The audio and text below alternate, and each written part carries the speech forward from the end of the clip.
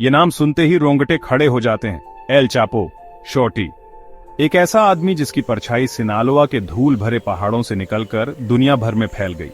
वो सिर्फ एक ड्रग लॉर्ड नहीं था, वो एक कहानी बन गया, एक ऐसी दहशत भरी दास्तान और कुछ लोगों के लिए एक अजीब सी चाहत। उसकी कहानी खून से लिखी है। ये कहानी है बेहिसाब ताकत, बेशुमार दौलत और भयानक न रुकने वाली हिंसा की। उसने कोकेन, मेथेम्फेटामिन्स, marijuana और हेरोइन पर अपनी सल्तनत खड़ी की। इस सल्तनत ने गलियों में जहर घोला और देशों को भ्रष्ट किया। उसकी पहुंच ग्लोबल थी, उसकी क्रूरता एक मिसाल बन गई। वो बहुत समय तक एक साये की तरह रहा, मैक्सिकन सियरास का एक भूत। सरकारें उसका शिकार करती रहीं, राइवल कार्टेल्स उसे जिंदा नहीं देखना चाहते थे, फिर भी वो टिका रहा। वो फलता फूलता गया, वो दुनिया के सबसे ताकतवर आदमियों में से एक बन गया। फोर्ब्स ने भी उसे अपनी लिस्ट में शामिल किया। सोचो जरा, एक आदमी जो भयानक गरीबी से निकला था, एक ऐसा आदमी जिसने एलिमेंट्री स्कूल भी मुश्किल से पूरा किया था। यह कहानी है एल चापो की। जोआकिन अर्चिवाल्डो गुस्मान लोएरा का जन्म लातूना में हुआ था, एक छोटा सा गुमनाम गांव। यह सिनालोआ के सियरा माद्रे ऑक्सीडेंटल पहाड़ों में ऊंचाई पर बसा है। यह मेक्सिको के गोल्डन ट्रायंगल का दिल है, एक ऐसा इलाका जो अफीम और marijuana के लिए बदनाम है। उसका परिवार गरीब था, बहुत ही ज्यादा गरीब। कहते हैं कि उसके पिता एक जालिम कैटल रैंचर थे। कुछ लोग कहते हैं कि वो छोटे मोटे अफीम के किसान भी थे। जिंदगी हर रोज बस जीने की जद्दोजहद थी। मौके बहुत कम थे। पढ़ाई लिखाई तो एक ऐसी लग्जरी थी जो कुछ ही लोग अफोर्ड कर सकते थे। छोटे जोआकिन ने भूख देखी थी, उसने मुश्किलें झेली थीं। उसके आसपास की दुनिया किसी को बख्शती नहीं थी। वहां अक्सर बस बंदूक का कानून चलता था, या फिर जिसकी लाठी उसकी भैंस। उसने वो गैर कानूनी फसलें देखी, उसने उन आदमियों को देखा जो उन्हें उगाते थे। उसने छोटे प्लेन्स को खुफिया हवाई पट्टियों पर उतरते देखा। ये बडेराग्वातो की हकीकत थी, एक ऐसी जगह जहां सरकार कमजोर थी, जहां नार्को ट्रैफिकर्स भयानक गरीबी से निकलने का एक रास्ता दिखाते थे। एक खतरनाक रास्ता, एक खूनी रास्ता, लेकिन बहुतों के लिए शायद यही एक रास्ता था। उसकी फॉर्मल पढ़ाई बहुत कम हुई। कहते हैं कि उसने तीसरी क्लास में ही स्कूल छोड़ दिया था। एल चापो का ड्रग ट्रेड में आना कोई ड्रामेटिक नहीं था। यह धीरे धीरे हुआ, जैसे धीरे धीरे किसी गहरी खाई में गिरना। वो एक जवान लड़का था, वो एम्बिशियस था। उसने अपने आसपास गैर कानूनी फसलों से बनती दौलत देखी। उसने छोटी शुरुआत की, शायद marijuana के खेतों में काम करके, या फिर अपने चाचा पेद्रो अविलेस पेरेज के लिए अफीम उगाने में मदद करके। अविलेस मैक्सिकन ड्रग ट्रैफिकिंग के शुरुआती लोगों में से एक था, पहली पीढ़ी का नार्को। उसे एल लेओन दे ला सियरा, यानी सियरा का शेर के नाम से जाना जाता था।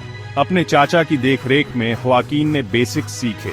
उसने खेती के बारे में सीखा, उसने ट्रांसपोर्टेशन के बारे में सीखा, उसने नेटवर्क्स के बारे में सीखा। वो चीजों को गौर से देखता था। वो खुद को साबित करने के लिए बेचैन था। सिनालोआ में ड्रग ट्रेड पहले से जमा हुआ था, लेकिन वो बदल रहा था।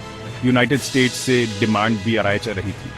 इससे उन लोगों के लिए मौके बन रहे थे जो रिस्क लेने को तैयार थे, और जवान गुज़मान तो पूरी तरह तैयार था। उसे इस खतरनाक बिजनेस में अपना फ्यूचर दिखा, एक ऐसा फ्यूचर जो संतरे बेचने से कहीं ज्यादा देने का वादा करता था। वो अभी एल चापो नहीं बना था। जोआकिन गुज़मान का एम्बिशन जल्द ही उसे बड़े प्लेयर्स तक ले गया। उसने हेक्टर एल गुएरो पाल्मा के लिए काम करना शुरू किया। पाल्मा भी सिनालोआ ड्रग सीन का एक उभरता हुआ नाम था।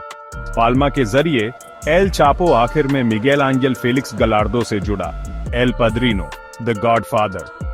फेलिक्स गलार्डो 1980 के दशक में मैक्सिकन ड्रग ट्रैफिकिंग का बेताज बादशाह था। वो ताकतवर ग्वादालाहारा कार्टेल का हेड था। इस कार्टेल का ड्रग ट्रेड पर कब्जा था। ये कोलंबिया से यूनाइटेड स्टेट्स तक कोकेन के फ्लो को कंट्रोल करता था। ये एक सोफिस्टिकेटेड ऑर्गेनाइजेशन थी। फेलिक्स गलार्डो के अंडर एल चापो पहले शोफर बना, फिर लॉजिस्टिशियन। वो ड्रग शिपमेंट्स को कोऑर्डिनेट करने के लिए रिस्पॉन्सिबल था। उसने मास्टर से सीखा। उसने देखा कि फेलिक्स गलार्डो अपनी इतनी बड़ी सल्तनत कैसे चलाता था, कैसे वो रिश्वत और धमकी का इस्तेमाल करता था, कैसे वो समझौते करता था। एल चापो बहुत जल्दी सीखता था। वो एफिशिएंट था और जरूरत पड़ने पर बेरहम भी। फेलिक्स गलार्डो ने उसकी काबिलियत पहचान ली। उसने उसे और जिम्मेदारी दी।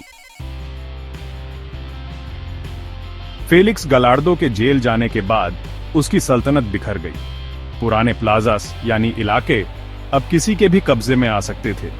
एल चापो ने अपने करीबी साथी इस्माइल एल मायो जम्बादा गार्सिया के साथ मिलकर इस मौके का फायदा उठाया। वो अकेले नहीं थे, दूसरे गुट भी सामने आए। दी अरेलानो फेलिक्स भाइयों ने टिहुआना ले लिया।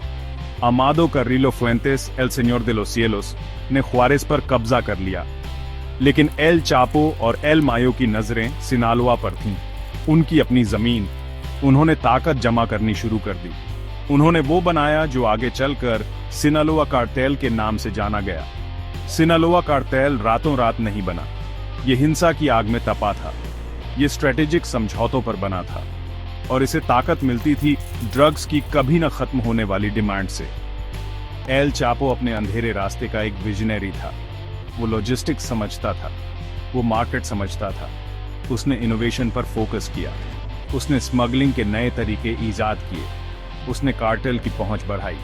वो कोलंबिया से कोकेन की ट्रैफिकिंग करते थे। वो मेथाम्फेटामिन्स बनाते और ट्रैफिक करते थे। Marijuana, heroin. वो एक ग्लोबल एंटरप्राइज बन गए, अपराध की एक $multi-billion कॉर्पोरेशन। सिनालोआ कार्टेल बेरहमी और पूरी एफिशिएंसी के साथ काम करता था। ये एक डिसेंट्रलाइज्ड ऑर्गेनाइजेशन थी। इस वजह से ये मजबूत बनी रही।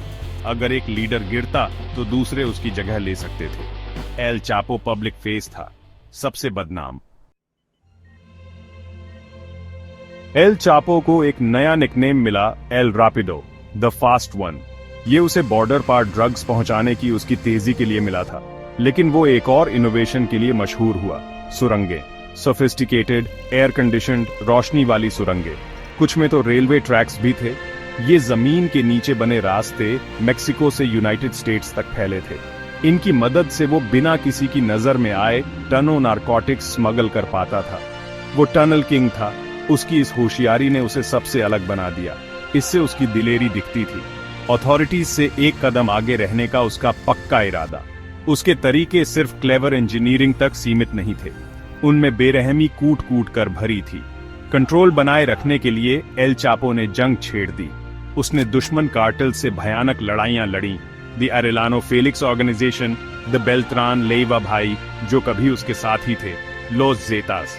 ये जंगें चालाकी से नहीं लड़ी गईं, ये कार बॉम्ब से लड़ी गईं, सर कलम करके, सोच से भी परे, बेरहमी के खुलेआम प्रदर्शन के साथ। संदेश साफ था, सिनालोआ कार्टेल के खिलाफ जाओगे तो भुगतोगे, तुम्हारा परिवार भुगतेगा, तुम्हारे साथी भुगतेंगे।